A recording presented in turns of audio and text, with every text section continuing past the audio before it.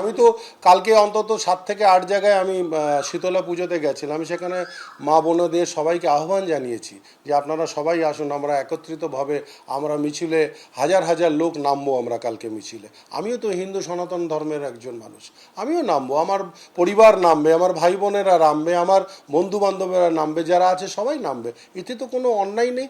এটা নিয়ে কেন এত হাইক দেওয়া হচ্ছে আমি তো কিছু বলছি না। দুর্গা পুজো হচ্ছে, কালী পুজো হচ্ছে, ছট পুজো হচ্ছে, আজকে অন্নপূর্ণা পুজো আছে, কালকে শীতলা পুজো গেছে, রোজ পুজো আসছে। রামনবমীর শোভাযাত্রাও বেরোবে, আমরা সবাই সেখানে থাকবো। তৃণমূল মিছিল করলে তার মানে বোঝা যাচ্ছে কিন্তু পায়ে তলা মাটি নেই, তার জন্যই তো মিছিল করতে হচ্ছে। যে রামকে এরা মানতো না, বলতো কে রাম, বাংলায় রাম কালচার নেই, সেই রামের মিছিল করতে হচ্ছে তৃণমূলকে। তার মানেটা কি?